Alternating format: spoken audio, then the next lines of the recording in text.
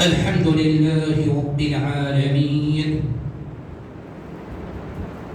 والعاقبة للمتقين والصلاة والسلام على سيد الأنبياء والمرسلين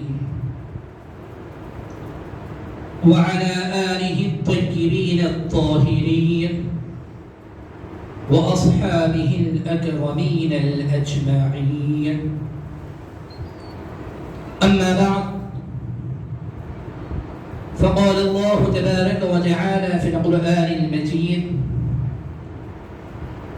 فأعوذ بالله من الشيطان الرجيم، بسم الله الرحمن الرحيم. سبحان الذي يسرى بعبده ليلا من المسجد الحرام إلى المسجد الأقصى الذي باركنا حوله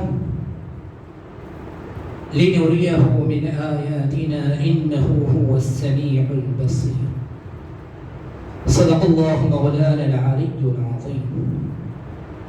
وقال تعالى في شأن حبيبه الكريم: إن الله ملائكته يصلون على النبي يا أيها الذين آمنوا صلوا عليه وسلموا تسليما. اللهم صل على سيدنا محمد وعلى آله وصحبه أفضل صلواتك وعدد معلوماتك وبارك وسلم. معزز سامعین کرام، السلام علیکم ورحمۃ اللہ وبرکاتہ. معزز سامعین کرام، ہم یہاں معراج مصطفیٰ صلی اللہ علیہ وآلہ وسلم کی چند باتوں کو سننے کے لیے جمع ہوئے ہیں. آخرکار ہر 27 رجب المرجب کی شب ہم معراج النبی صلی اللہ علیہ وآلہ وسلم کا تذکرہ کرتے ہیں. وجہ کیا ہے؟ بعض کہتے ہیں کہ اس کا ثبوت قرآن اور حدیث سے نہیں ملا کرتا ہے. میں آپ کے سامنے کچھ عقلی باتیں بھی مصطفیٰ کریم علیہ الصلوۃ والسلام کے معراج کے تعلق سے ذکر کروں گا. نبی کریم علیہ الصلوۃ والسلام کا معراج سب سے بڑا معجزہ قرآن کے بعد ہے. لیکن قرآن جب آپ دیکھتے ہیں تو قرآن ایک معجزہ نہیں، قرآن کے اندر سینکڑوں معجزے شامل ہیں.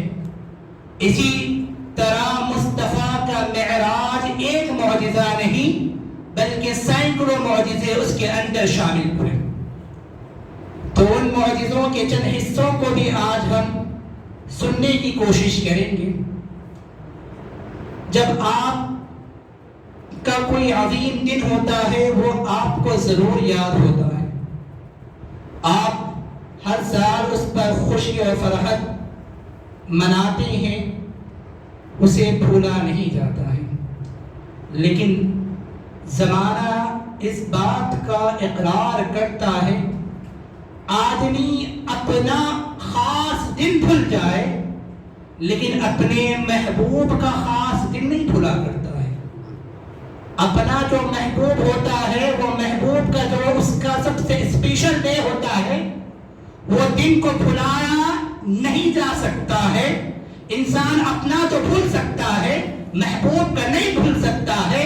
اسی وجہ سے علماء نے کہا ہے کہ امت محمدیہ کا عظیم رات اگر کوئی ہے تو وہ شب قدر ہے. یہ امت محمدیہ کے لیے ہے، لیکن امت محمدیہ کے محبوب کے لیے کون سی رات سب سے عظیم تھی، کون سا دن سب سے عظیم تھا؟ تو علماء نے کہا ہے کہ سب سے بہتر دن امت محمدیہ کا وہ دن ہے جس دن مصطفیٰ کی ولادت ہوئی، اور سب سے بہتر رات وہ رات ہے مصطفیٰ جس دن رب سے ملنے کے لیے تشریف لے کر گئے ہیں. تو معزز سامعین کرام، یہ 27 رجب المرجب ہم یاد کرتے ہیں اس وجہ سے کہ ہم مصطفیٰ سے محبت کرتے ہیں، کیونکہ مصطفیٰ کی محبت امت محمدیہ کو لازم قرار دی گئی ہے. اب اگر انہیں چاہیے قرآن لیکن ہمیں قرآن و حدیث نہیں چاہیے، ہمیں اپنے محبوب کا دن بنانے کے لیے عقل کافی ہے۔ جب آپ اپنا محبوب کا دن یاد کر سکتے ہیں تو ہم اپنے محبوب کا دن کیوں یاد نہ کیا کریں؟ تو اب آئیے، سوال پھر پیدا ہوتا ہے کہ مصطفیٰ نے معراج کی ہے تو آنکھوں سے کی ہے، روح سے کی ہے، جسم سے کی ہے، بستر پر آرام کر کے کی ہے، مسجد اقصیٰ تک گئے وہاں سے کی ہے، پھر جنت کا نظارہ کیسا کیے ہے؟ اس کے اوپر بہت سارے سوالات پیدا ہوتے ہیں۔ اب علماء اہل سنت والجماعت کا عقیدہ یہی ہے کہ مصطفیٰ کریم علیہ الصلوۃ والسلام اپنی جسم اور روح کے ساتھ عرش اعلیٰ معلیٰ پر پہنچ کر رب کے دیدار سے مشرف ہو کر مسجد حرام یا ام ہانی کے مکان پر تشریف لے گیا ہے۔ اب وہ لوگ سوال کرتے ہیں باپ کہ یہ کیسے ممکن ہے کہ مصطفیٰ کریم علیہ الصلوۃ والسلام اتنے لمحے میں اتنی مسافت طے کر گئے، ایک جسم اس طریقے سے نہیں کر سکتا ہے؟ تو ہم ان میں دو لوگ ہوں گے، یا تو مسلمان ہوگا جو قرآن کو مانتا ہوگا، یا مسلمان نہیں ہوگا جو قرآن کو نہیں مانتا ہوگا۔ اب سب سے پہلا جواب ان لوگوں کو جو قرآن کو نہیں مانتے ہیں، ہم ان سے کہیں گے کہ بتائیے تو صحیح کہ آسمان کے قریب اتنی جسم کی مسافت کا جانا ممکن ہے یا ناممکن ہے؟ تو وہ کہیں گے کہ ناممکن ہے۔ تو ہم پوچھیں گے کہ چلیے ناممکن ہو گیا تو محال ہے، ایسا ہرگز نہیں ہو سکتا ہے کہ آپ بتا سکتے ہیں؟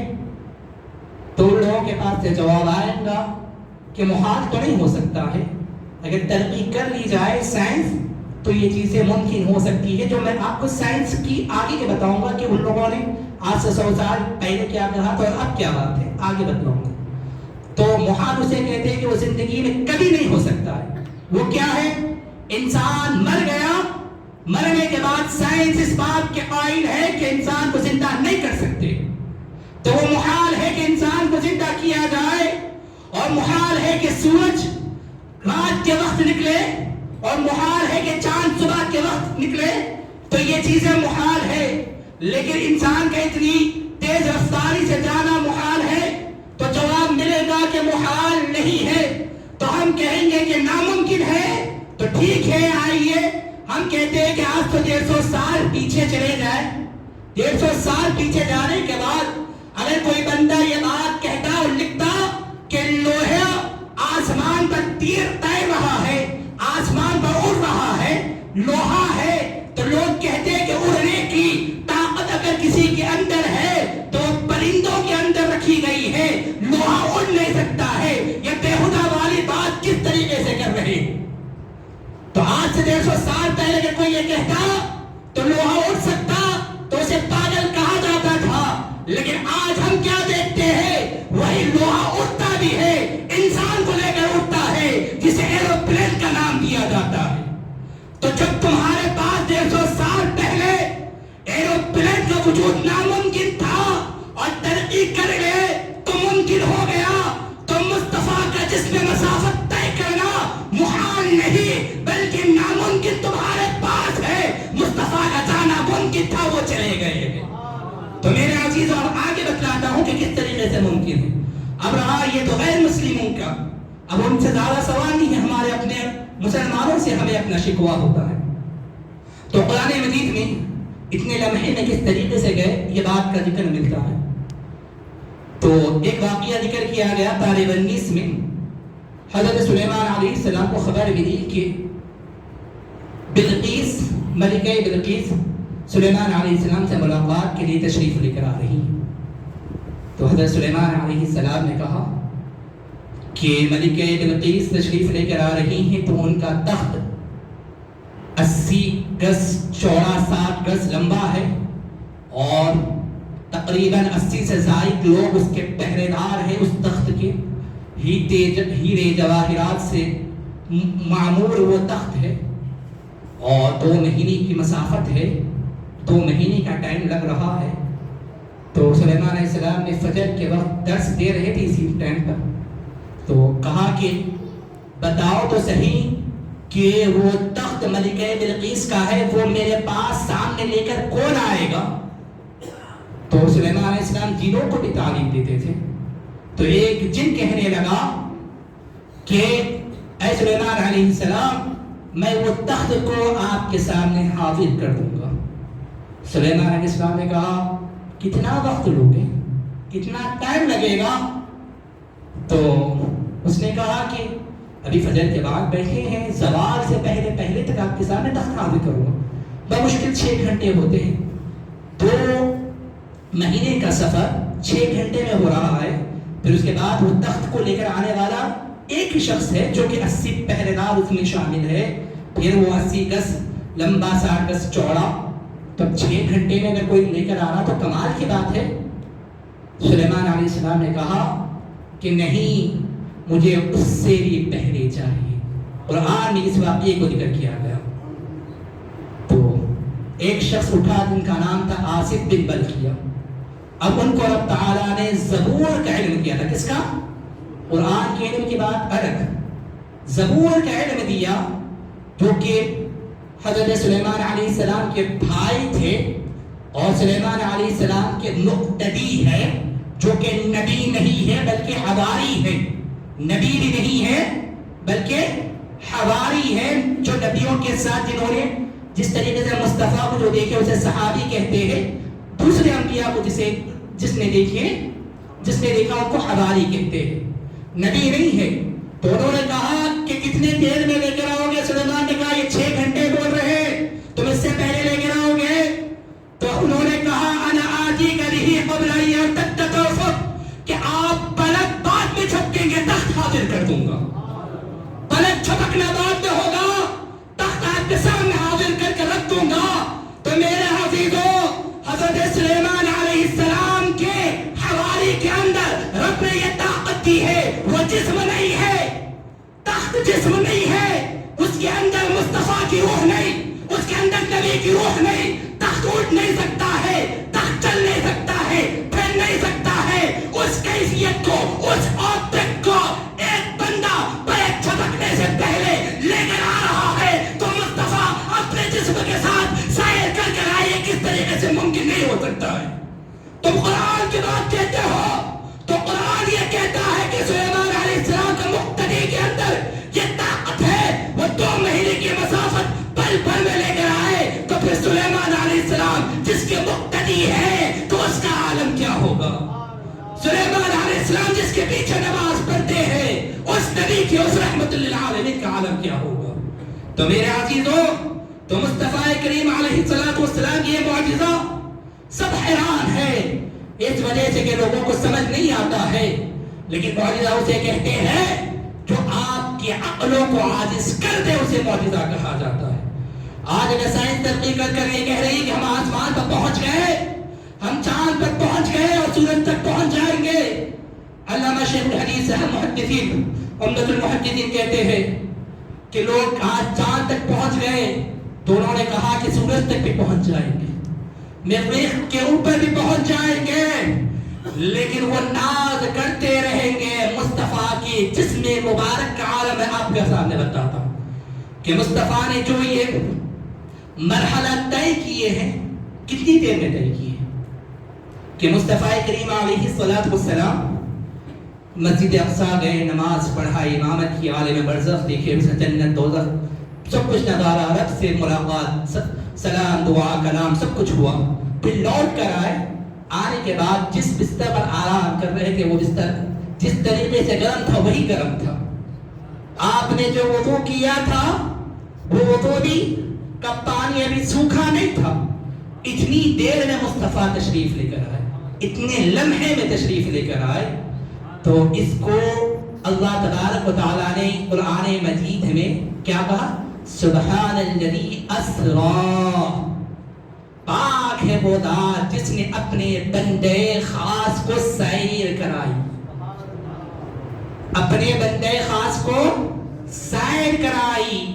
رب نے سافرہ کا لفظ استعمال نہیں کیا. رب نے کہا قل سیروا فی الارض فانظروا کیف کان عاقبۃ المکذبین.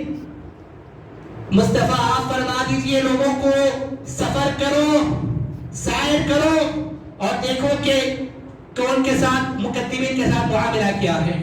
وہاں سائر کا ذکر کیا گیا اور دوسرے مقام پر سفر کا ذکر رب تعالیٰ نے کہا.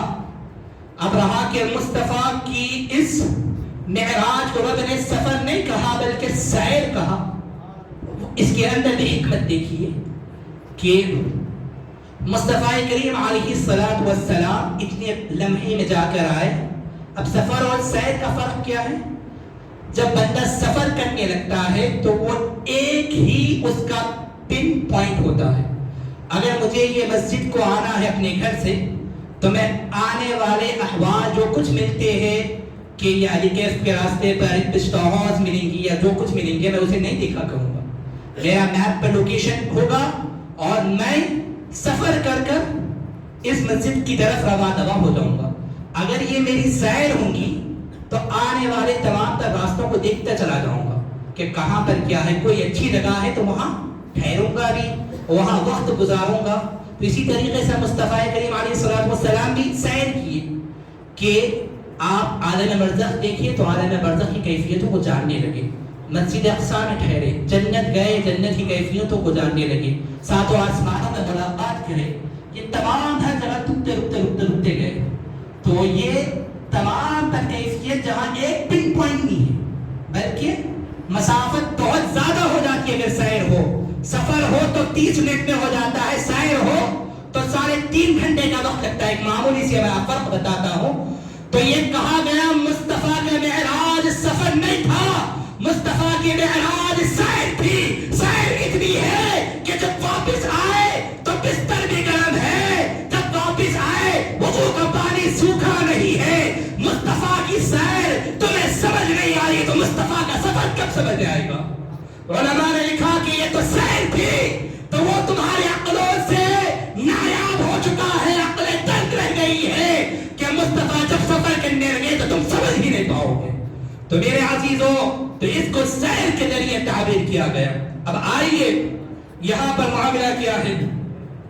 مصطفیٰ کریم علیہ السلام کی وجہ سے میں نے کہا کہ مصطفیٰ کا جسم مبارک معجزہ, مصطفیٰ کا روح مبارک بھی معجزہ. اب جسم کی معراج آپ دیکھیے, جسم مبارک کہ وہ معجزے, معراج نبی میں ایک معجزہ جسم مبارک کا میں آپ کے سامنے رکھتا ہوں. لیلا من المسجد الحرام الى المسجد الاقصى, رات کا کچھ حصہ مسجد حرام سے لے کر مسجد اقصیٰ تک. اس کے اندر 2 باتیں پائے گی. لیلن ایک ٹائم, رات کا حصہ ذکر کیا گیا. پھر مسجد حرام سے مسجد اقصیٰ تک کا اس میں اسپیس ذکر کیا گیا. ٹائم اور اسپیس کو جوڑا گیا. میں سائنس کی بات نہیں کر رہا ہوں, ایک عام فہم انداز میں آپ کو سمجھانے کی کوشش کروں گا. 1905 میں ایک سائنسداں گزرا جس کا نام تھا آئنسٹائن. تو اس نے تحقیق کی, اس نے کہا کہ ٹائم اور اسپیس کو میں ایک مثال کے ذریعے پیش کرتا ہوں. اس نے مثال کے ذریعے پیش کیا. اس نے کہا کہ اگر رفتار کسی کی ماپنا ہے تو روشنی کی رفتار ماپی جا سکتی ہے اور وہ سب سے زیادہ تیز ہوتی ہے. سرعت سب سے زیادہ اگر کوئی رفتار ہوتی ہے تو وہ روشنی کی ہوتی ہے. تو اس نے کہا کہ ایک عام انداز میں آپ کے سامنے بتا رہا ہوں کہ ایک روشنی کی رفتار جو سفر طے کرتی ہے, جو تیزی ہوتی ہے, وہ 1 سیکنڈ میں 3 لاکھ کلومیٹر طے کرتی ہے. کتنی؟ 3 لاکھ کلومیٹر طے کرتی ہے. تو پھر اس کے بعد اس نے کہا کہ ایک فرض کر لیا جائے کہ دونوں بچے جڑواں پیدا ہوئے اور 20 سال کی عمر میں ایک بندہ اس روشنی کے مقابل میں رفتار پار کرنے لگے. کتنی؟ 90%. کم سے کم کتنی؟ 90%. 2,70,000 کلومیٹر کا سفر طے کر رہا ہے. تو پھر ہوگا کہ جب انہیں واپس پلٹ کر آئیں گے, 10 سال ہو جائیں گے. 10 سال ہونے کے بعد جب وہ دنیا میں پلٹ کر آئے گا تو اس کی عمر 25 ہوں گی اور سامنے والے انسان کی عمر کتنی ہوں گی؟ 30 سال ہو جائیں گی. جو دنیا میں رہے گا اس کی عمر 30 سال ہو جائیں گی. جو اوپر جو سفر طے کر رہا ہے, مسافت طے کر رہا ہے, اس کی عمر 25 سال ہوں گی. پھر اس نے کہا اگر یہ 95 ہو گئے تو عمر میں اور فرق آ جائے گا، وہ 28 سال کی اس کی عمر ہوگی، یہاں 10 سال ہی رہ جائے گا۔ پھر اس نے کہا کہ برابر ہو جائے، کس کے؟ روشنی کے برابر ہو جائے، تو وہ جب بندہ چلے جاتا ہے تو گریوٹی میں اس کی عمر برقرار رہتی ہے، عمر میں کوئی فرق نہیں آتا ہے۔ وہ جس طریقے سے گیا وہی عمر سے واپس آ سکتا ہے۔ اس کے بعد اس نے کہا کہ ممکن نہیں ہو سکتا ہے کہ ایک بندہ روشنی کی رفتار کو پار کر لے، تو وہ جب پار کر سکتا ہے تو اس کا جسم کا وجود ختم ہو جائے گا۔ وہ جسم جس کے ساتھ وہ ٹکا ہوا ہے وہ جسم ٹکڑے ٹکڑے ہو جائیں گے۔ عام فہم انداز میں آپ کے سامنے پیش کرو تو اس نے کہا یہ ممکن نہیں ہو سکتا ہے کہ مصطفیٰ کی جسم کا معراج دیکھیے کہ مصطفیٰ کریم اپنی رفتار سے نہیں جا رہے ہیں، بلکہ رفتار تو براق کی ہے۔ براق کہتے ہیں ایک روشنی نہیں، جب روشنیاں بن جاتی ہے تو اسے براق کہتے ہیں۔ کئی روشنیوں کا مجمع اگر کوئی ہوتا ہے تو اسے براق کہتے ہیں۔ مصطفیٰ کریم براق پر جلوہ گر ہے، تو جلوہ گر ہونے کے بعد کئی روشنیوں کی رفتار سے جا رہے ہیں۔ میں تو آسمان کی بات نہیں کر رہا ہوں، مسجد اقصی تک کی بات کا عالم یہ ہے کہ مصطفیٰ چلے پھر چل کر واپس آئے، مصطفیٰ کے جسم کو ذرا بھی حصہ فرق نہیں آیا۔ یہ مصطفیٰ کی جسم کا معراج ہے۔ آج دنیا کہتی ہے روشنی کی رفتار سے اگر کوئی چلا جائے تو جسم ختم ہو جائے گا، جسم کا وجود چلا جائے گا۔ مصطفیٰ نے کئی روشنیوں کا کہ مقدار میں آگے بڑھے، مصطفیٰ کے جسم میں فرق نہیں آیا ہے۔ تو میرے عزیزوں، یہ مصطفیٰ کے معراج کا واقعہ ہے، مصطفیٰ کی جسم کا واقعہ ہے۔ اب آئیے جسم کی بات نکلی تو آپ کے سامنے وہ واقعہ آپ نے کئی مرتبہ سنا ہے کہ نبی کریم علیہ السلام نے انبیاء اکرام علیہ السلام کی امامت فرمائی ہے۔ تو کہاں پر امامت کی ہے؟ مصطفیٰ کریم علیہ السلام نے مسجد اقصی میں امامت فرمائی۔ اب پیچھے کتنے انبیاء تھے؟ وہ کتنے تھے؟ 1,24,000۔ اب ہمارا اہل سنت کا عقیدہ یہ ہے کہ جب روح چلے جاتی ہے تو مثالی جسم کے ساتھ روح نہیں آتی، کہ انسان کی جسم کا اصل معیار جو ہوتا ہے، اصل حصہ ہوتا ہے، وہ روح ہوتی ہے۔ جب انبیاء کی روح بھی آئے تو وہ اصلی شکل میں نہیں آتی ہے، وہ شکل جو جسم ہوتا ہے وہ جسم کے ساتھ نہیں آتی ہے، بلکہ روح کسی اور کے جسم میں ڈالی جاتی ہے، وہ شکل اختیار کرتے ہیں۔ تو اب روح کا معاملہ کیا ہے؟ انسان کی عام انسان اگر کوئی مر جاتا ہے، اس کی روح کی کیفیت یہ ہے کہ اگر وہ نیک انسان ہے، اگر کوئی شخص یہاں پر ہے اور مثال کے طور پہ کوئی شخص یہاں پر چند دنوں پہلے تھے تو وہ یہاں سے وہ جنت کے نظارے کو نہیں دیکھ سکتا ہے، وہ جنت کے باغوں میں پرواز نہیں کر سکتا ہے، اگر نیک کتنا ہی نیکوکار انسان ہے۔ لیکن جب وہ قبر میں چلا جاتا ہے، عام انسان کی بات کر رہا ہوں جو نیک ہے، تو رب تعالیٰ اس کی روح کو یہ طاقت بخشتا ہے کہ وہ جنت کے باغوں میں سیر کر سکے۔ تو اتنی روح اس کی پرواز کرنے کی کیفیت ایک عام انسان کی ہے۔ تو اب آپ کہیں گے، اس کی مثال آپ کے سامنے پیش کرتا ہوں۔ مصطفیٰ کریم علیہ السلام اپنا ہاتھ آگے بڑھاتے ہیں اور جنت کے سے باغوں میں سے ایک پھل نکال کر صحابہ اکرام کو دیتے ہیں کہ مصطفیٰ کا جسم کی کیفیت یہ ہے کہ آپ بحالت جسم اپنا ہاتھ آگے بڑھائے تو جنت کی طرف چلا جائے، لیکن ایک عام انسان کی کیفیت اس طریقے سے نہیں ہو سکتی ہے۔ تو آپ سوچئے کہ ایک عام انسان کی روح کتنی طاقتور ہے، تو پھر اس کے بعد کا معاملہ کیا ہے، کتنی لطیف ہے۔ اب ایک نبی نہیں بلکہ 1,24,000 انبیاء اکرام کی ارواح مقدسہ جمع ہوئی۔ کہاں؟ مسجد اقصی میں، جسم کے ساتھ نہیں بلکہ انبیاء کی ارواح مقدسہ جمع ہوئی اور آپ نے ملاقات کیا۔ تو پھر انبیاء کی ارواح مقدسہ جسم سے زیادہ لطیف ہونی چاہیے، مصطفیٰ کے جسم سے زیادہ عظمت والی ذات اگر کوئی ہونی چاہیے تو انبیاء کی ارواح ہونی چاہیے، کیونکہ جسم کے بغیر روح ہے تو جسم کا وجود پایا جاتا ہے. جب جسم سے روح نکل جائے تو روح طاقتور بن جاتی ہے. تو علماء اکرام نے لکھا ہے کہ تم دیکھنا چاہتے ہو مصطفیٰ کی روح کا معجزہ، وہ تم عالم لامکان میں دیکھا کرو. دنیا میں دیکھنا ہے تو مصطفیٰ کی جسم کا معجزہ دیکھیے. 1,24,000 انبیاء اکرام جمع ہوئے، تمام کی روحیں لطیف ہے، لیکن ان تمام روحوں کی لطیف سے زیادہ مصطفیٰ کا جسم مبارک لطیف ہے. وہ روح ہے آگے نیبر کی نماز پڑھانے کے لیے، کیونکہ مصطفیٰ کا جسم مبارک اس سے زیادہ لطیف ہے، اس سے زیادہ عظمت والا ہے. یہ مصطفیٰ کے جسم کی معراج ہے. بتایا گیا کہ انبیاء اکرام تمہاری روح ہے، مصطفیٰ کے جسم کو چھو نہیں سکتی ہے. تو آج اگر کوئی مصطفیٰ کے اوپر بات کرنے لگے تو میں ان کو ان کے احال پر چھوڑ دینا چاہیے. جہاں انبیاء کی ارواح مصطفیٰ کے جسم کا مقابلہ نہیں کر سکتی ہے تو پھر ہم تمہیں کس طریقے سے جواب دیں. تو میرے عزیزوں، تو مصطفیٰ کی یہ روح کے معجزہ نہیں بلکہ معراج، جسم کا معراج ہوا ہے. اب دیکھیے جسم کا معراج ہے، اس کے بعد کا معاملہ کیا ہے. نبی کریم علیہ الصلوۃ والسلام کو ام ہانی کے پاس جبرائیل امین آیا. واقعہ سنتے ہیں، آپ اٹھایا گیا، پھر سلام عرض کیا گیا. میں جانا نہیں چاہتا ہوں، نقطہ بتاتا ہوں. اس کے بعد نبی کریم علیہ الصلوۃ والسلام کے سامنے آب زمزم پیش کیا گیا. نبی کریم علیہ الصلوۃ والسلام نے اس کے ساتھ غسل فرمایا. اس کے بعد وضو کرتے ہیں. وضو کرنے کے بعد جنتی لباس آپ کو پہنایا گیا.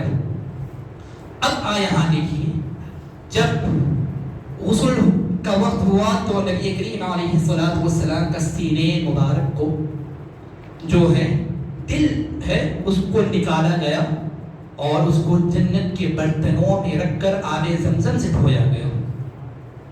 دل انسان کا نکل رہا ہے، اور کتنی دیر نکلا؟ ایک لمحہ، ایک سیکنڈ کے لیے نہیں، بلکہ اسے نکالا گیا، برتن میں رکھا گیا، پھر اس کے اوپر آب زمزم سے اسے غسل کیا گیا، پھر دوبارہ اٹیچ کیا گیا. ایسا شق صدر روایت میں ملتا ہے 4 مرتبہ ہوا، بعض روایت میں ملتا ہے 3 مرتبہ ہوا. اب اسے کہتے ہیں نبی کا سینے مبارک کو شق کیا گیا. اب آج کی سائنس ہے اتنی ترقی کر چکی ہے، ہارٹ کا آپریشن بھی ہوتا ہے.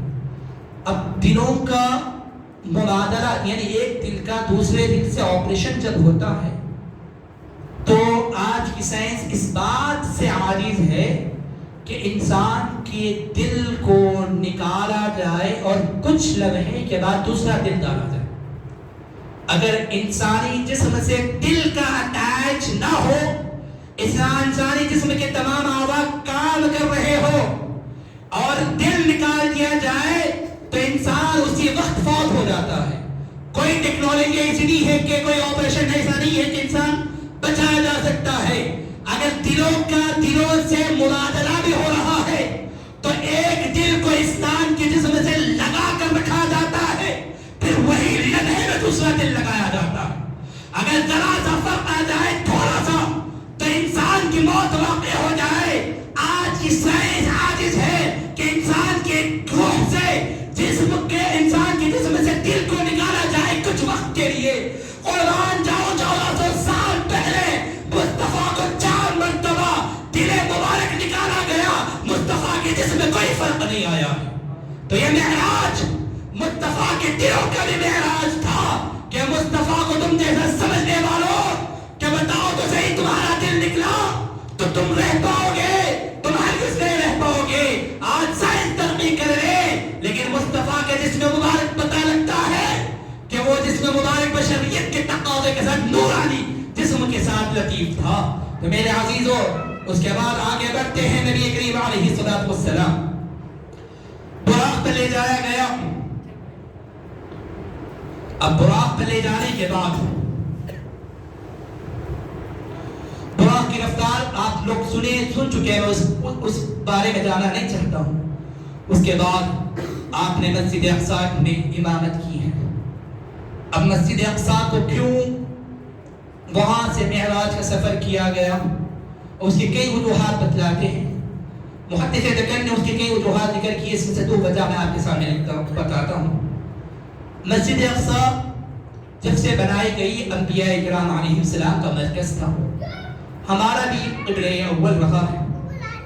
تو مسجد اقصیٰ کی آرزو تھی کہ مصطفیٰ کریم علیہ السلام اس مقام پر تشریف لے آئے اور مسجد اقصیٰ دیدار کرے رحمت للعالمین۔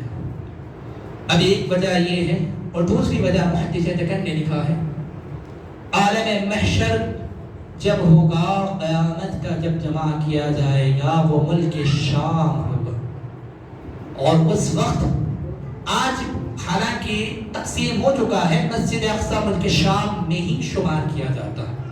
اگر 1400 سال پہلے اگر کہا جائے تو مصطفیٰ کے قدم مبارک وہاں مقام پر پڑ چکے ہوں گے جب میدان محشر میں تپتی ہوں گی، لوگ جلتے رہیں گے تلووں پر، تو جو کوئی امت محمدیہ ہوگا تو وہاں مصطفیٰ نے جہاں جہاں قدم مبارک رکھا وہاں وہاں امت محمدیہ قدم رکھتا ہے، تو جہاں محشر کی گرمی اسے تاب نہیں لے جا سکتی۔ مصطفیٰ کے قدم مبارک کے برکت سے وہ تلے جو چلنے والے تھے وہ فیض اسے چلنے نہیں لگیں گے۔ وہ اسی طریقے سے ہوگا جہاں ابراہیم علیہ السلام کو آگ میں ڈالا گیا، وہ آگ کا کام ہے جلانا، لیکن وہ آگ جلا نہیں رہی تھی بلکہ ٹھنڈی آگ تھی، تو تلووں کو جلانا کام تھا میدان محشر میں، لیکن مصطفیٰ کے قدم وہاں بچ چکے تھے، اس وجہ سے امت محمدیہ کی تلوے نہیں جلا کریں گے۔ تو اس وجہ سے مسجد اقصیٰ کی طرف اللہ تبارک تعالیٰ نے معراج کا سفر آغاز فرمایا، اور بہت ساری حکمتیں ہیں۔ اب اس کے بعد کا معاملہ کیا ہے؟ رب نے کہا الذی بارکنا حولہ، کہ وہ مسجد ہے جس کے اطراف ہم نے برکتیں رکھ دی ہے۔ مسجد کے اندر برکت ہوتی ہے یا مسجد کے باہر برکت ہوتی ہے؟ جب اگر کوئی بندہ ہے مسجد کے اندر چپل رکھتا ہے تو اسے باتیں سننا پڑتا ہے، لیکن مسجد کے باہر رکھا تو اسے تو کوئی بات نہیں کرے گا، کیونکہ وہ فضیلت والی جگہ نہیں ہے۔ تو اللہ تبارک تعالیٰ نے یہ نہیں کہا کہ ہم مسجد اقصیٰ میں الذی بارکنا فیہا، کہ ہم نے اس مسجد اقصیٰ الذی بارکنا فیہ، کہ ہم نے اس میں برکتیں رکھی ہیں، بلکہ اس کے اطراف میں برکتیں رکھی گئی ہیں۔ تو مسجد اقصیٰ کے اطراف میں کیا تھا؟ مسجد اقصیٰ کے اطراف میں انبیاء اکرام علیہ السلام کے مزار مقدسہ ہے۔ مسجد اقصیٰ بناتے خود برکت والی ہے، مسجد اقصیٰ کے اطراف والی جگہ بھی برکت والی ہے، کیونکہ وہ اس کے اطراف انبیاء اکرام کے ارواح مقدسہ آرام کر رہے ہیں۔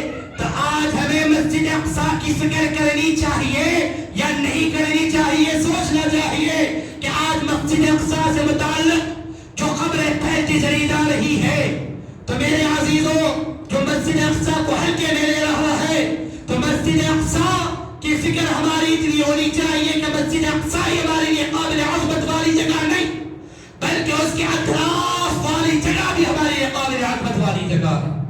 پھر اس کے لیے میں کوششوں کے بعد دوسری جگہ کر رہا ہوں، لیکن سب سے پہلی کوشش ہماری کیا ہونی چاہیے کہ ہمیں اپنے مسجدوں کی حفاظت کرنی چاہیے، اپنے مسجدوں کو آباد رکھنی چاہیے۔ ہم اگر اپنے مسجدوں کو ویران کر دیں گے اور سوشل میڈیا پر پوسٹ کریں گے ہم مسجد اقصیٰ کے ساتھ کھڑے، تو یہ کس طریقے سے آپ کی محبت ہے، یہ کس طریقے سے آپ کا ان سے ریلیٹڈ ہے؟ تم اگر ٹویٹ کرتے ہو، پوسٹ کرتے ہو، تو اپنے دل سے ہونی چاہیے اور عملی میدان میں ہونی چاہیے۔ میں یہ کر رہا ہوں کہ سب سے پہلا کام تو مسجد آباد کرو، مسجد آیا کرو۔ اب اس بحث میں جانا نہیں چاہتا ہوں کیونکہ معراج کا واقعہ ہے۔ تو نبی کریم علیہ السلام کے اطراف میں برکتیں رکھی گئی۔ اب برکتوں کا معاملہ یہ ہے کہ اس کے بعد اللہ تبارک و تعالیٰ نے وہاں سے دی، اس کے بعد سفر معراج کا دوسرا واقعہ شروع ہوتا ہے جو کہ آسمان کی طرف جاتے ہیں۔ میں آپ لوگ وہ واقعے سنے ہیں تو میں اس واقعے کو دہرانا نہیں چاہتا ہوں کہ پہلے آسمان میں کس سے ملاقات ہوئی، دوسرے آسمان میں، تیسرے آسمان میں، پھر جنت کا تذکرہ، جہنم کا تذکرہ، یہ سب کچھ۔ اب میں معاملہ آتا ہوں سدرۃ المنتہا کے پاس کہ نبی کریم علیہ الصلوۃ والسلام سدرۃ المنتہا کے پاس پہنچتے ہیں. پہنچنے کے بعد اب وہاں پر حضرت جبرائیل علیہ السلام کہنے لگتے ہیں یا رسول اللہ صلی اللہ علیہ وسلم اب یہ مقام میرے لیے آخری ہے, اب یہاں سے آپ کو راستہ طے کرنا ہے. تو اس کے بعد اب وہاں کا معاملہ مکان لامکان شروع ہو جاتا ہے. تو سدرۃ المنتہا کے پاس جبرائیل علیہ السلام نے ایک بات کہی, وہ آپ کے سامنے رکھنا چاہتا ہوں. انہوں نے کہا یا رسول اللہ میں اس مقام پر روزانہ آ کر رب سے کلام کرتا ہوں, رب کی وحی آپ کے پاس لے کر آتا ہوں, اور میری آرزو یہ ہے کہ میں اس مقام پر ایک گزارش یہ ہے کہ آپ یہاں 2 رکعت نماز ادا کریں. یہ مقام پر میرا ٹھہرنا ہے, اگر آپ یہاں پر نماز ادا کر لیتے ہیں تو یہ میرے لیے اور زیادہ برکت والی جگہ بن جائیں گی, آپ کی عبادت گاہ میرے لیے عظمت والی جگہ بن جائیں گی. سید الملائکہ حضرت جبرائیل علیہ السلام کو یہ فیض کی ضرورت کیوں ہے؟ وہ تو رب سے وحی کا تبادلہ کرنے والے ہیں, ان کو کیا ضرورت پڑی کہ اس مقام پر مصطفیٰ کریم علیہ السلام 2 رکعت نماز ادا کرے. تو میرے عزیزوں علماء نے لکھا ہے کہ سید الملائکہ بتلا رہے ہیں مقام کی فضیلت کے ساتھ ساتھ جس جگہ پر مصطفیٰ نے عبادت کی ہے وہ اس سے زیادہ بڑھ جاتی ہے. مصطفیٰ نے وہاں 2 رکعت نماز ادا کی ہے تو وہ مقام والی اور فضیلت میں بڑھ جائے گا اور فیض حاصل کرتے چلے جائیں گے. جہاں مصطفیٰ نے 2 رکعت نماز ادا کی ہے اس کے فیض کا عالم یہ ہے, تو مصطفیٰ نے جہاں پر سینکڑوں نمازیں ادا کی ہے اس مدینے کا عالم کیا ہوگا, اس گنبد خضرا کا عالم کیا ہوگا جہاں مصطفیٰ کرام ابھی چل مگر آرام کر رہے ہیں. تو ان کو تو ضرورت نہیں ہے. آج لوگ کہتے ہیں کہ کیوں جاتے ہو علماء کی قبروں پر, اولیاء کی قبروں پر, انبیاء کی قبروں پر. ہم کہتے ہیں کہ ہم وہاں جاتے ہیں اولیاء نے جو فیض وہاں سے ملا کرتا اس فیض کو حاصل کرنے کے لیے. یہ سب سے بڑی دلیل آپ کے سامنے پیش کر رہا ہوں. اور اس کے بعد تبادلہ ہوا, اور اس کے بعد سے رف کا مقام آیا. اب رفتار کیا ہے؟ نبی کریم علیہ الصلوۃ والسلام یہاں سے لے کر سدرۃ المنتہا پھر رف تک جو مکان آپ پہنچے تو وہاں پر کئی ہزار کلومیٹر کا فاصلہ, کئی لاکھ کلومیٹر کا فاصلہ. پھر ایک رف پر بیٹھتے ہیں تو پھر دوسری مرتبہ وہ جیسے ہی قدم آگے بڑھاتا ہے وہ تو جتنا یہاں سے فاصلہ طے کرے تھے اتنا زیادہ فاصلہ طے کرتے, کئی مربع کلومیٹر, کئی بلین کلومیٹر کے فاصلہ طے کرنے کے بعد پھر بات آتی ہے وہی سرور دو عالم صلی اللہ علیہ وسلم کا رب کے قریب دیدار ہونا. اب دیدار میں بھی کئی باتیں ہیں, 1-2 باتیں آپ کے سامنے رکھتا ہوں. رب نے قرآن مجید میں کہا ثم دنا فتدلى فكان قاب قوسين او ادنى. سورہ نجم کی آیت ہے. ثم دنا, اب ترجمہ دیکھیے, ثم دنا پھر قریب ہو جائیے, قریب ہو جائیے. سمجھ میں آ رہی ہے بات؟ فتدلى پھر قریب ہو جائیے. رب تعالیٰ کہتا ہے قریب ہو جائیے اور قریب ہو جائیے. قرآن کبھی اس طریقے سے بات نہیں کرتا ہے کہ تو ایک لفظ کو تو 2 مرتبہ لے کر آیا جائے. ایک لفظ کے کئی معنی ہوتے ہیں, تو رب نے 2 مرتبہ کہا کہ قریب ہو جائیے.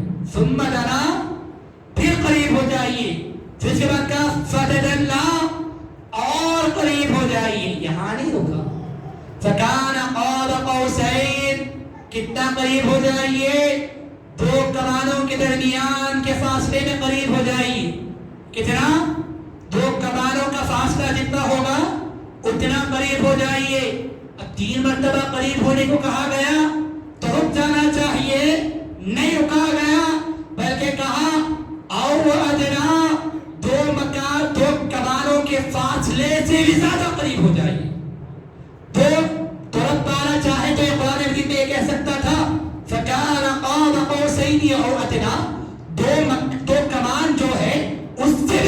قریب ہو جائیے. سمجھ میں آ گئی بات؟ معنی بھی ختم ہو گیا, آیت کریمہ بھی ہو گئی, اب کوئی اشکال نہیں رہا.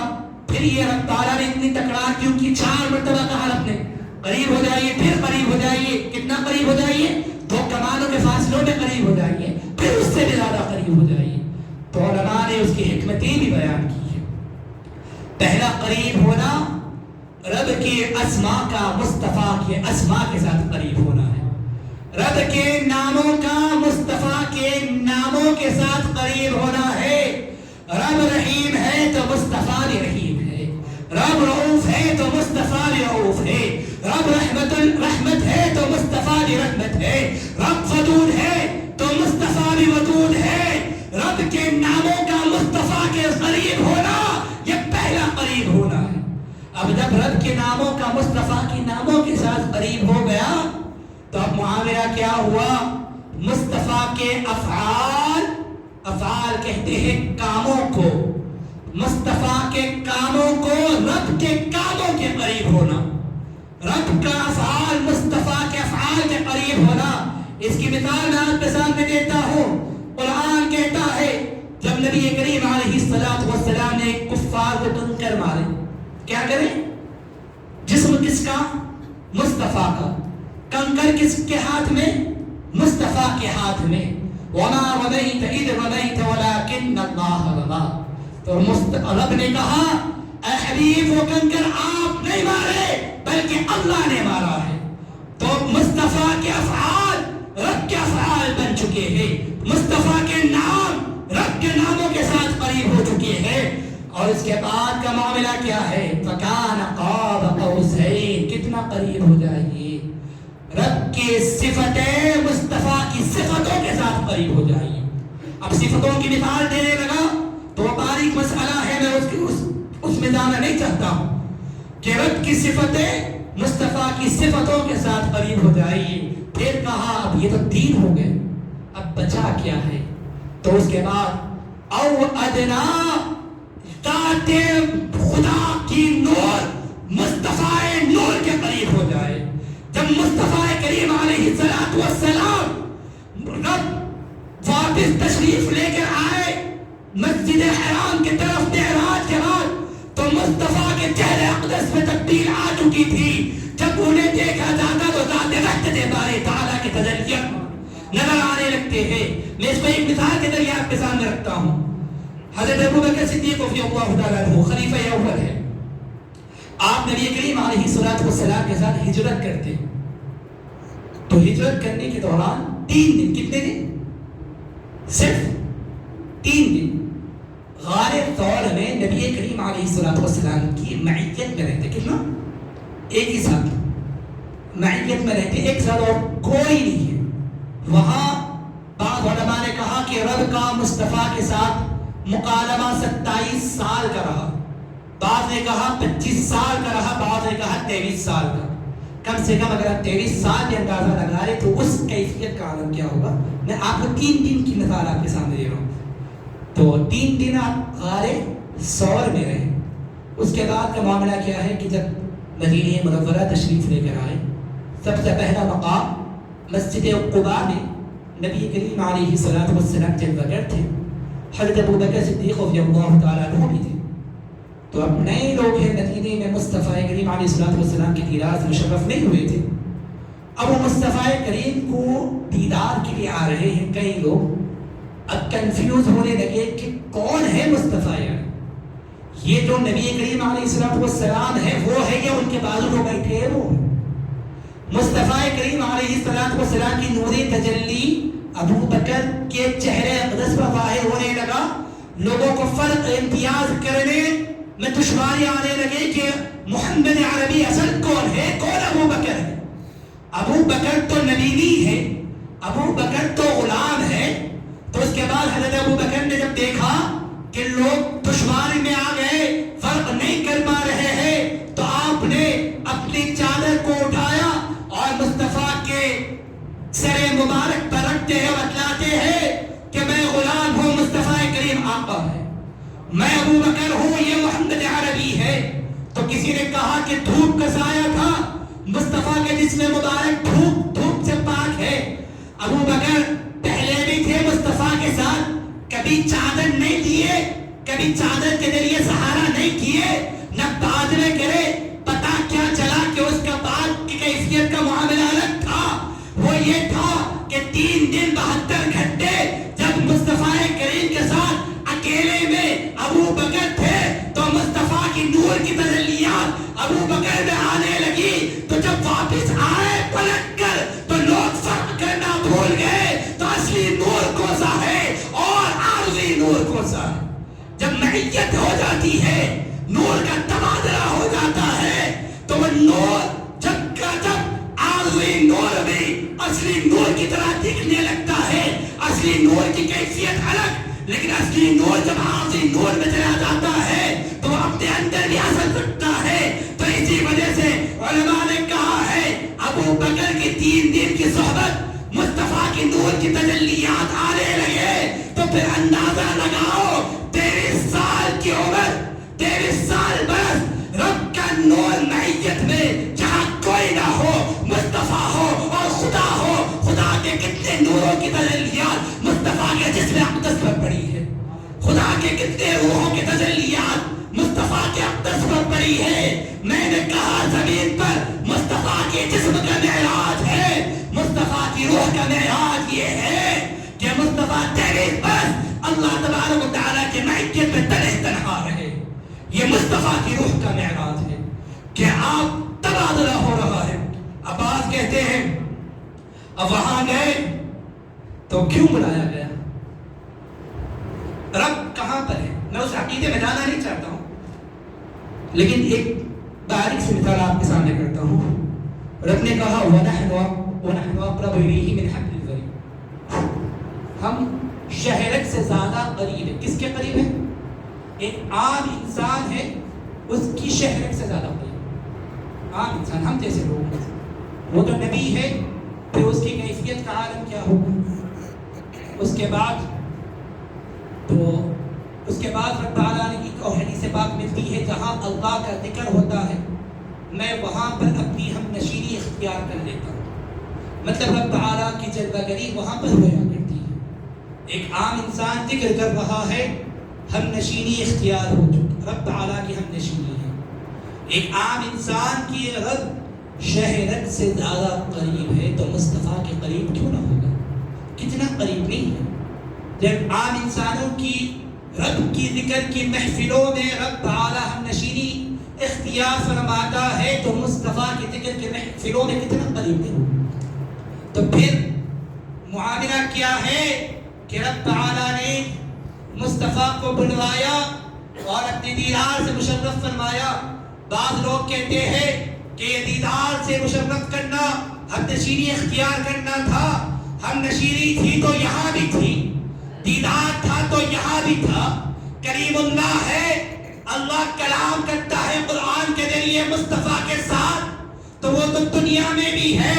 تو پتا چلا براق کا لے کر آنا ہو، رف رف کی سواری ہو، اور جو کچھ بھی تیاری کی گئی کہ مصطفیٰ جو قربتوں میں تھے، جو قربتیں مصطفیٰ کو دنیا میں حاصل ہے وہ قربتیں نہیں ہے. وہ قربتیں تو دنیا میں بھی حاصل ہو سکتی ہے. جب بلایا گیا تو وہ قربتوں کا انداز الگ ہے، وہ دیدار کا انداز الگ ہے، وہ کلام کا انداز الگ ہے، وہ ہم نشینی کا انداز الگ ہے. وہ سب کچھ کیفیات جو دنیا میں ہو سکتی تھی وہ دنیا کی کیفیات نہیں بلکہ اکیلے میں ہونے والی کیفیات کا معاملہ تھا. اگر کوئی کہتا ہے کہ عام سی گفتگو تھی تو عام سی گفتگو مصطفیٰ کے اپنے حبیب اور مولا کے ساتھ نہیں رہی.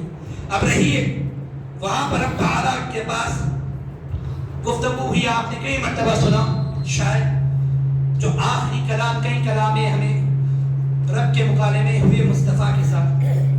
تو ایک مکالمہ سب سے زیادہ مشہور ہے، اسے ہم تشہد کا نام دیتے ہیں. تو تشہد اب ہے کہ نبی کریم علیہ السلام پہنچے رب کی دیدار کے لیے تو کہا گیا کہ اے حبیب بتلاؤ تم میرے لیے کیا لے کر آئے. اس کے بعد نبی کریم علیہ السلام نے کہا کہ جتنی عبادتیں ہیں تو تیرے لیے ہی کیا، جتنی مشقتیں ہیں تو تیرے لیے ہی کیا ہوں. تو وہ سب کچھ عبادتیں تیری لیے ہیں۔ اب آخری فقرے پر آتا ہوں، تو وہاں پر یہ سب کچھ ہونے کے بعد اللہ تبارک و تعالیٰ نے کہا السلام علیک ایھا النبی، اے حبیب آپ پر سلامتی ہو۔ سلامتی، سلام کا لفظ استعمال کیا گیا۔ اب اگر میری ملاقات کسی چیف منسٹر سے ہو جائے اور میرا دوست کہے کہ چیف منسٹر نہیں، اب سمجھ لیجیے، یا کسی پرائم منسٹر سے ہو جائے، میرا دوست کہے کہ میرا ایک کام کرنا ہے، آپ وقت ملا تو کرا دیجیے، اور وہ میرا سب سے قریب اچھا فیوریٹ انسان بھی رہا اور میں اسے بہت مانتا ہوں، یا پھر کوئی بڑی سیلیبریٹی سے ہستی میری ملاقات ہو جائے، تو جب ملاقات ہوتی ہے تو میرا اندر کا وجود صرف میری ذات رہتی ہے، مجھے نہ دوست کی بات یاد رہتی ہے، نہ گھر والوں کی بات یاد رہتی ہے، کہ مجھے صرف اس سے بات چیت کرنے کا مزہ ہوتا ہے۔ وہاں سب کچھ بھول جاتے ہیں جو عام انسان کی زندگی کا معاملہ ہے۔ رب سے کئی کلو، ہزار مربع کلومیٹر پر پہنچنے کے بعد مصطفیٰ دیدار کر رہے ہیں، جو کہ صرف دنیا میں مصطفیٰ کے علاوہ کسی کو نصیب نہیں ہوا، نہ قیامت تک ہونے والا۔ وہ دیدار ہوا، مکالمہ سٹارٹ ہوا، رب نے سلام بھیجا السلام علیک ایھا النبی، تو وہاں پر رب نے یہ نہیں کہا والسلام علی، مجھ پر بھی علیہ، میری طرف سے بھی آپ کو سلامتی۔ جب مصطفیٰ نے دیکھا کہ رب کی سلامتی کے تجلیات بکھر رہے ہیں، موتیاں آ رہی ہے، رب کی سلامتی نکل کر آ چکی ہے، تو کیوں نہ امت محمدیہ کو بھی شامل کر لیا جائے۔ رب سے پہلا سلام ہے السلام علیک ایھا النبی، مصطفیٰ نے کہا والسلام علینا، ہم پر بھی سلامتی ہو، جو امت محمد عربی کی قیامت تک آنے والی ہے ان تمام کی طرف سے سلام کو قبول فرما۔ وعلی عباد اللہ الصالحین، اللہ کے نیک بندوں کی طرف سے بھی قبول فرما۔ مصطفیٰ نے وہاں صرف نیک بندوں کو یاد نہیں کیا، بلکہ امت محمدیہ میں آنے والے تمام تر افراد کو یاد کر رہے ہیں۔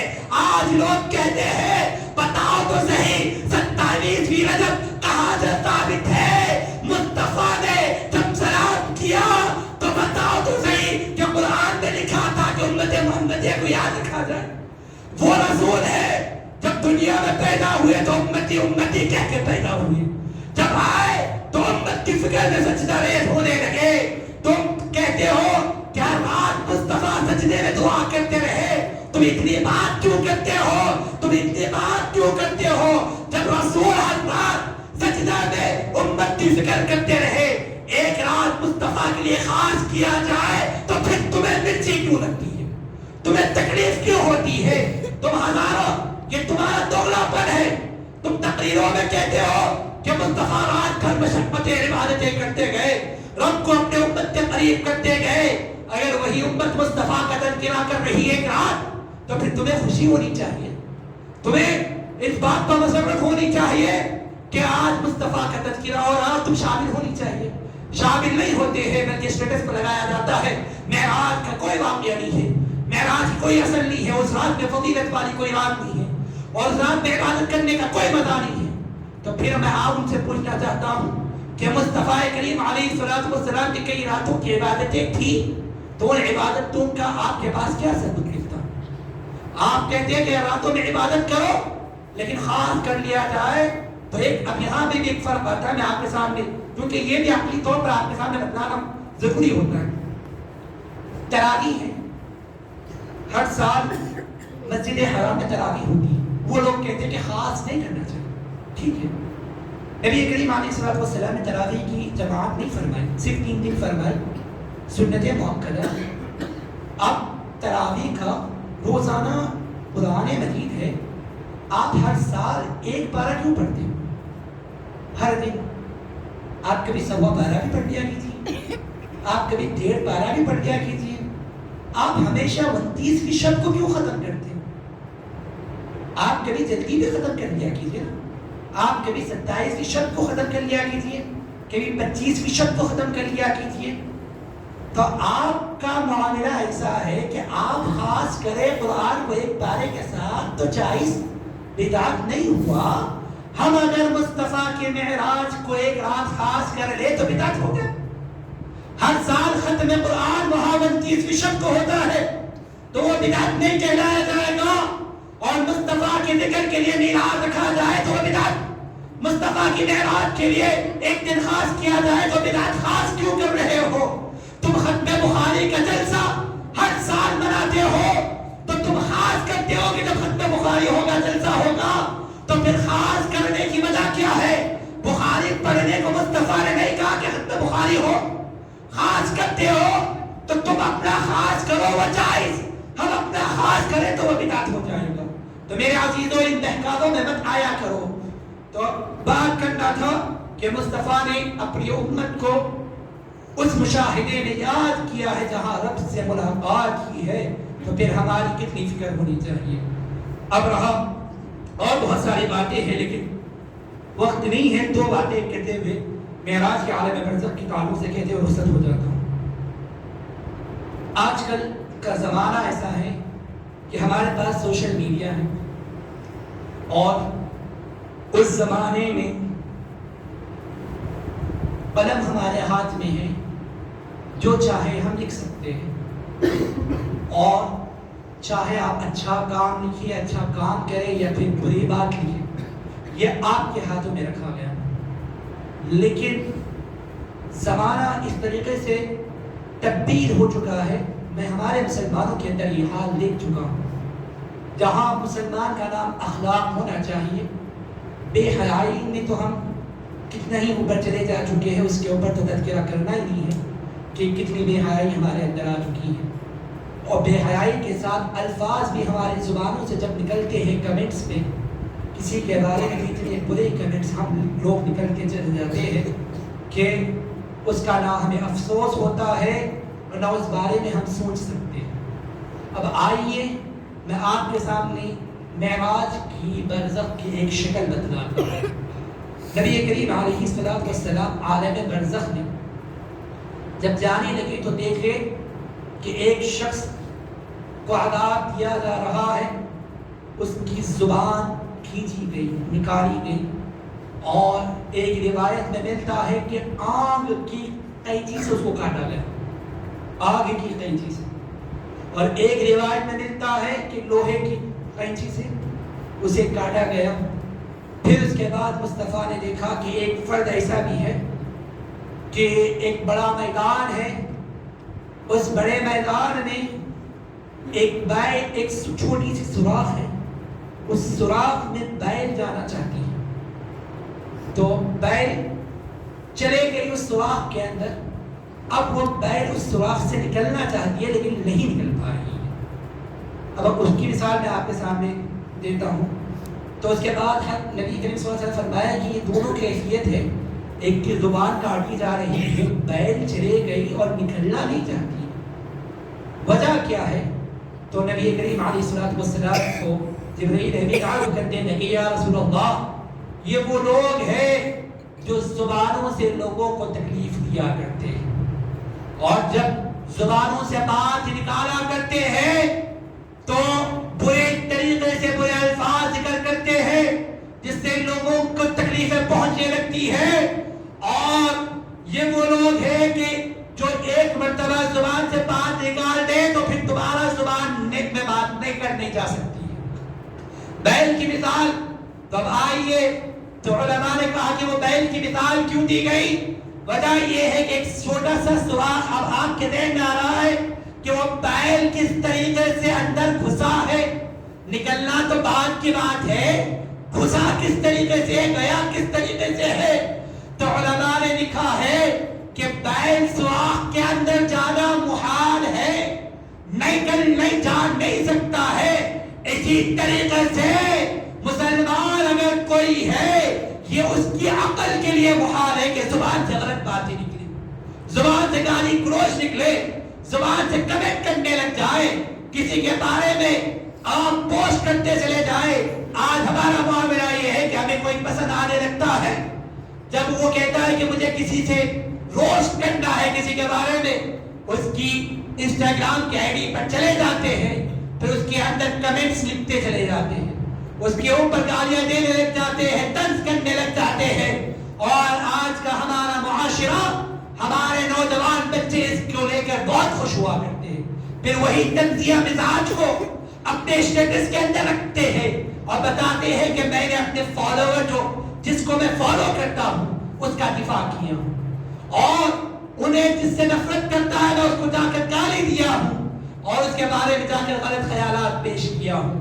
میرے عزیزوں، یہ اسلام نہیں ہے، نہ مصطفیٰ کا دین ہے. آج اگر معراج سے کوئی سبق سیکھنا ہے ہمیں تو اپنی زبانوں کو کنٹرول کرنے کا سبق سیکھنا ہے.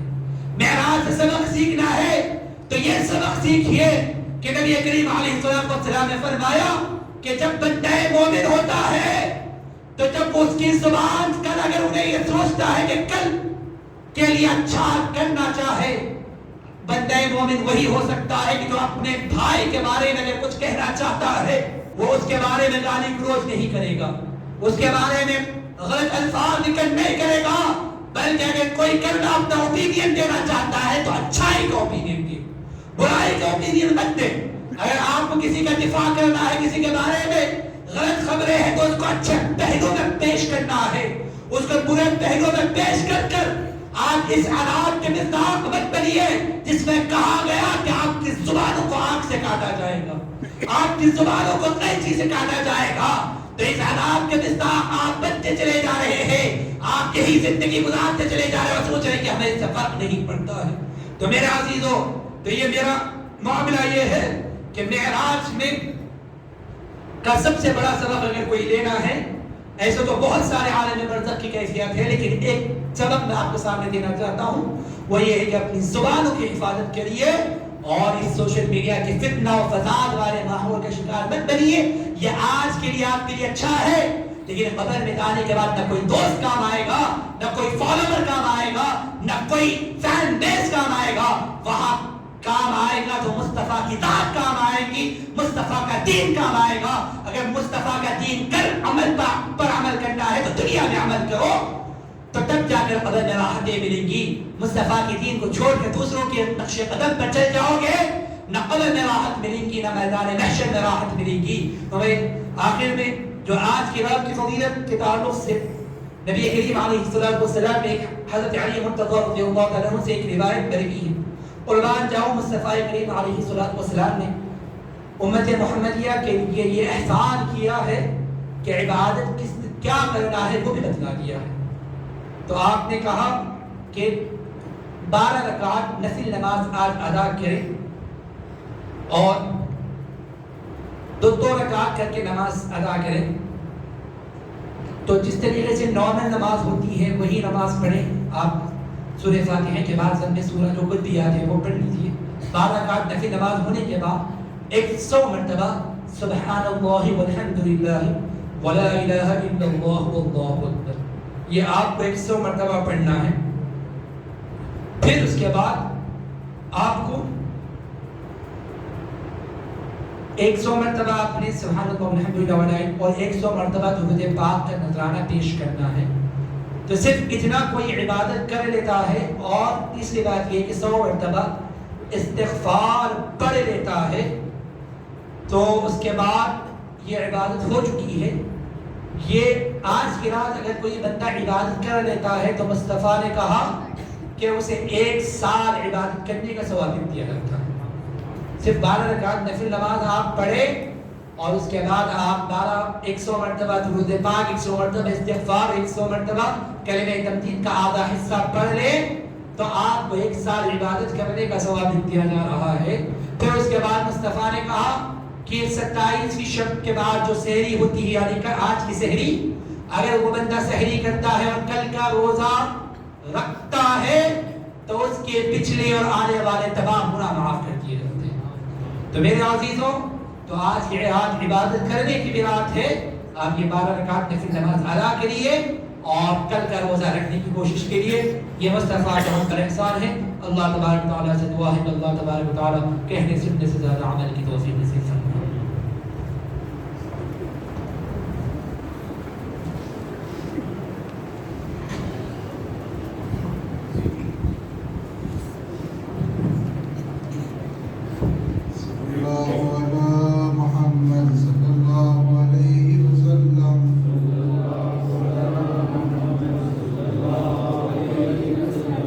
صلی اللہ علی محمد صلی اللہ علیہ وسلم صلی اللہ علی محمد صلی اللہ علیہ وسلم طلع البدر علينا من ثنيات الوداع وجب الشكر علينا ما دعا لله داعي يا نبي سلام عليك يا رسول سلام عليك يا حبيب سلام عليك صلوات الله عليك أرسل الله تعالى عندنا نورا مبينا مصطفى ما جاء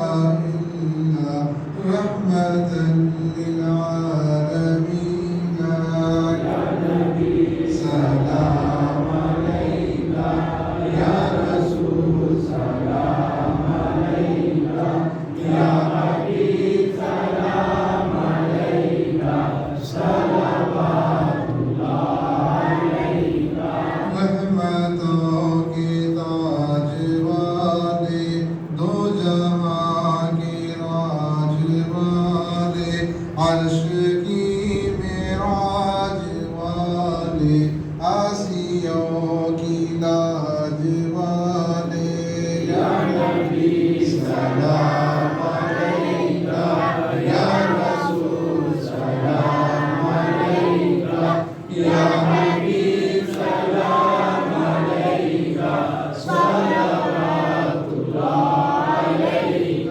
تم حبیب کبریا ہو تم تجلی خدا ہو تم پہ جا میری فدا ہو کیا کہوں میں تم کو کیا ہوں یا نبی سلام عليك يا رسول سلام عليك يا حبيب سلام عليك صلوات الله عليك جھک بھرے نالوں کا صدقہ ناز کے بالوں کا صدقہ کربلا والوں کا صدقہ بھیگ دو لالوں کا صدقہ یا نبی سلام عليك يا رسول سلام عليك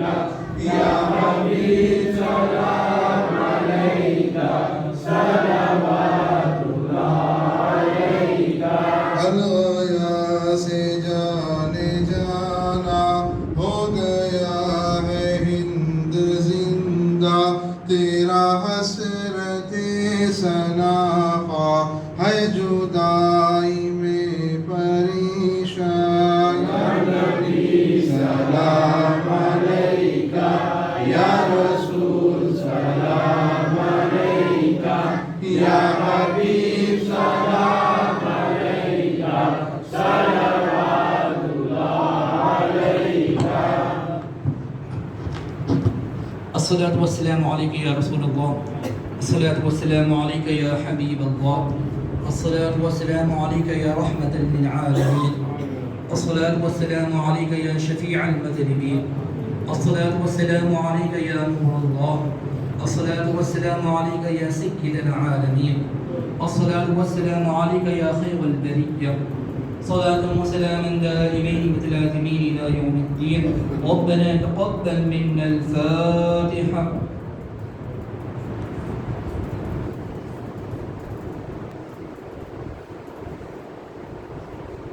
یا اللہ السلام کا پیش کیا گیا ہے اور جو آج کی رات مولا رحیم نبی کریم علیہ الصلوۃ والسلام کی عظمتوں کا برکت کیا گیا ہے سنا گیا اور سرکار اہل علم شفیع قوت عطا فرما یا اللہ اس میں بھی کوتاہی ہوئی مناسب میں فضل کرم سے درگزر فرما یا اللہ اس سواب سے پہلے عقائد اور سرور دو عالم محمد عربی مصطفیٰ صلی اللہ علیہ وآلہ وسلم کے بارگاہ اقدس میں نذرانی عقیدت پیش کرتے قبول مقبول فرما یا اللہ رحمت للعالمین صلی اللہ علیہ وسلم وبارک سے تمام انبیاء علیہ السلام، تمام صحابہ رضوان اللہ اجمعین، تمام اہل بیت رضوان اللہ تعالی علیہم اجمعین، تمام تابعین للتابعین واولیاء الصالحین ومشایخنا رحمهم اللہ تعالی قدس اللہ تعالی كل مقبول فرما. یا اللہ خاص طور پر مولا یا اللہ تبارک و تعالی آج کی محفل کی برکتوں سے مولا رحم تمام کے اہل خان تمام کے اہل خاندان مستفید ہوں.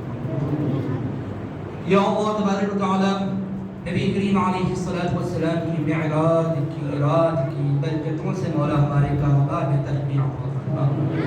یا اللہ ہمارے عہدوں پر اگر کوئی عہدہ دفاعی ہونے والا ہو تو ترقی عطا فرما. یا اللہ ہم نے جتنے بھی نوجوان ہیں مولا جو اپنے مستقبل کو لے کر فکر مند ہیں مولا ہمارے مستقبل کو روشن فرما. مولا جتنے بھی روزگار ہیں مولا روزگار کی نعمت سے مالا مال فرما. یا اللہ تبارک و تعالی جتنے بھی اولاد ہیں مولا اولاد کی نعمت سے مالا مال فرما. یا اللہ آج کی محفل پاک کے برکت سے مولا حاضر مجلس کی والدین کی مغفرت کے فیصلے فرما. یا اللہ اس محفل پاک کی برکت سے مولا رحیم نبی کریم علیہ الصلوۃ والسلام کے تصدق میں مولا حاضر مجلس اور حاضر مجلس کی والدین کو شفاء کلی نصیب فرما. مولا ہم تمام کے اہل خاندان میں جتنے بیمار ہیں ان تمام کو صحت کاملہ وعافیت مسلمہ عطا فرما. یا اللہ نبی کریم علیہ الصلوۃ والسلام کے صدقے طفیل مولا رحیم نور جہاں بیگم صاحبہ اور زکیہ صاحبہ مولا ان دونوں کو شفاء کلی نصیب فرما. مولا ان دونوں کی عمروں میں دراز کی عطا فرما. یا اللہ آج کی محفل پاک ہے مولا مسجد اقصی سے نبی کریم علیہ الصلوۃ والسلام نے آسمان کی طرف سفر کا آغاز فرمایا تھا.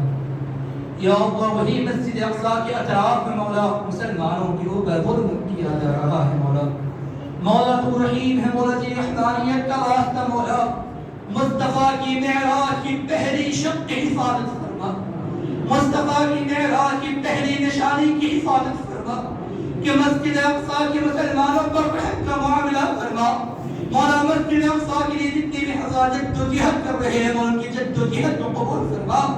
مولا یا رحیم مولا ہم گنہگار ہیں مولا تو ہمارے گناہوں کو نہ دیکھ مولا مصطفیٰ کی روح انور کا واسطہ مولا مصطفیٰ کی معراج کے واسطہ مولا فلسطین کے مسلمانوں کی نصرت عطا فرما.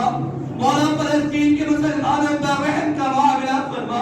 مولا فلسطین کے مسلمانوں پر کرم کا معاملہ فرما. مولا یا رحیم فلسطین کے معصوم بچوں کو مارا جا رہا ہے مولا جہاں آج مولا امت محمدیہ کے لیے سب سے عظیم رات ہے مولا وہی مولا فلسطین کی وہی رات مولا مسجد اقصی کے قریب ہے مولا لیکن مسجد اقصی میں مولا امن و امان کے ساتھ مولا وہ رات نہیں گزار پا رہے ہیں مولا ان کی حفاظت فرما. مولا ان پر رحم کا معاملہ فرما. مولا رحیم مسجد اقصی کو آزادی عطا فرما. مولا مسلمانوں کی دست قدرت میں مکمل طور پر طاقت عطا فرما. مولا رحم مسلمانوں کو مولا صلاح الدین ایوبی جیسا قائد عطا فرما. مولا مسلمانوں کو عمر بن عبد العزیز جیسا قائد عطا فرما. مولا جتنی حکمراں ہے مولا یا تو انہیں ہدایت کے راستے پر گامزن فرما یا انہیں نیز و نابود فرما. مولا تو ان کی مدد فرما جو محمد عربی کی دین کو قائم رکھتے ہیں جو مصطفیٰ کے دین کی مدد کرے مولا تو ان کی نصرت عطا فرما. جو مولا مصطفیٰ کے دین کو رسوا کرنے کی کوشش کرے مولا ان کو نیز و نابود فرما. مولا مسلمانوں کی حفاظت فرما. مولا مسلمانوں کی شعار اسلام کی حفاظت فرما. مولا مسجد اقصی کے ساتھ مولا تمام مساجد کی حفاظت فرما. خاص طور پر مولا رحم ہندوستان کے ہر مسجد کی حفاظت فرما. مولا مسجد کی حفاظت مولا ہم سے نہ ہو پائی ہے مولا مسجد تیرا گھر ہے مولا تو ہی اس کی حفاظت کرنے والا ہے مولا یا تو محافظ بنا یا تو ہی اپنے فضل سے حفاظت عطا فرما. مولا یہ طاقت یہ سب کچھ ختم ہو سکتی ہے مولا تو ہی واحد ہے تو ہی جبار ہے تو ہی مالک ہے مولا اصلی طاقت تو مولا تیری طاقت ہے تو کن کہے گا تو سب کچھ ہو جائے گا. نہ کسی چیز کا تو محتاج نہیں ہے تیرے کن کا حکم صادر فرما. تیرے کن کا حکم صادر فرما. مسجد اقصی کی قربان ہونے والے شہیدوں کی اور شہید شہادت کو قبول فرما. جتنے شہید ہوئے ان کے اہل خاندان کو سب نے جمیل عطا فرما. ان کے شہادتوں کا بدلہ ان کے اہل خاندان کو دنیا میں اجر عظیم کے ذریعہ عطا فرما. اور ان شہادتوں کے بدلے کے سبب مولا مسجد اقصی کو آزادی عطا فرما. یا اللہ ہم تمام کو موت سے پہلے موت کی تیاری کرنے کی توفیق نصیب فرما. جب تک دنیا میں مولا مصطفیٰ کے دین کو تھامے رکھنے کی توفیق نصیب فرما. مصطفیٰ کا عشق دلوں میں جمع رکھنے کی توفیق نصیب فرما. مولا جب بات کرے تو مصطفیٰ کی طرح بات کرنے کی سعادت نصیب فرما. مولا رحم تمام کا خاتمہ بالخیر فرما. مولا رحم شب معراج ہو گنبد خضرا سامنے ہو مولا یہ بھی شہادتیں ہمیں نصیب فرما. مولا آنے والی شب معراج مولا گنبد حق خضرا کے سامنے گزارنے کی توفیق نصیب فرما. مولا ہم تمام کو حج بیت اللہ مقبول و مبرور نصیب فرما. یا اللہ ہمارے والدین کی صحت کاملہ عطا فرما. مولا ہمارے والدین کی مغفرت کے فیصلے فرما. یا اللہ تبارک و تعالی اس ٹوٹی پھوٹی دعا کو حضور پاک علیہ الصلوۃ والسلام سے تفین قبول و مقبول فرما.